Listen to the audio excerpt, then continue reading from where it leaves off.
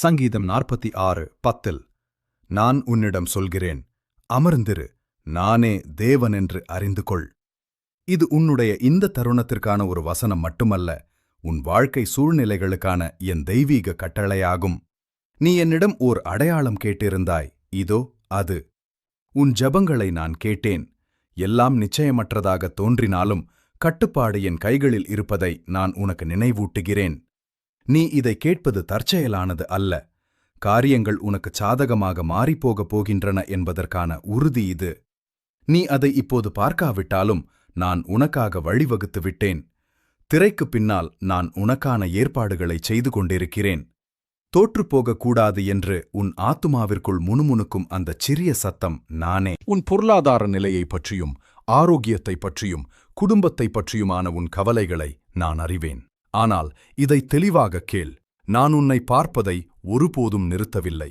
இன்று நான் உன்னை சமாதானத்தால் மூடுகிறேன். உன் வாழ்க்கையில் நான் சுகத்தை அளிக்கிறேன். விசுவாசத்தோடு உறுதி நிற்கும் வரையில் உனக்கு நான் பெலனையும் வெற்றியையும் தருகிறேன். நீ அனுபவிக்கும் இந்த கடினமான நிலையை அழகான ஒன்றாக மாற்றப் போகிறேன். பெற்றுக்கொள்ள உன் இதயத்தை தயார் செய். நீ ஜபித்துக் கொண்டிருக்கும் அந்த பதில் நீ கருதுவதை விடவும் அருகில் வந்துவிட்டது. 100 விதமான எண்ணங்கள் உன் மனதை அலைக்கழிக்கலாம். ஆனால் இவ்வளவு தூரம் உன்னை நடத்திய நான் இப்போது உன்னை கைவிட மாட்டேன். தோல்விகளிலிருந்து நான் உனக்கு காவலாக இருக்கிறேன். உனக்கு காண முடியாத ஆபத்துகளிலிருந்து நான் உன்னை பாதுகாக்கிறேன். நீ என் கைகளில் பாதுகாப்பாக இருக்கிறாய். எனவே ஒருமுறை சுவாசி. இது உன் முடிவல்ல, மாறாக ஒரு செயல்பாட்டின் பகுதி. நீ இப்போது ஓர் அற்புதத்தின் மத்தியில் இருக்கிறாய். என்னை விசுவாசி, எனக்கு கீழ்ப்படி. இந்த போரில் நீ தனிமையல்ல. நீக்க வேண்டியவற்றை நான் நீக்குவேன். உன்னால் தனியாக திறக்க முடியாத கதவுகளை நான் திறப்பேன்.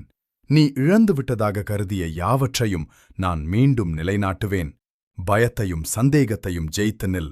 வேதனைகளுக்கும் தாமதங்களுக்கும் இடையில் உறுதியாயிரு.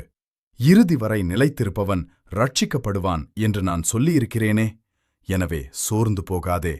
உன் வெற்றியின் தருணம் நெருங்கிவிட்டது. நீ இதை விசுவாசித்தால் ஆமென் என்று சொல். நம்பிக்கை தேவைப்படும் மற்றொருவருக்கும் இதை பகிர்ந்து கொள்.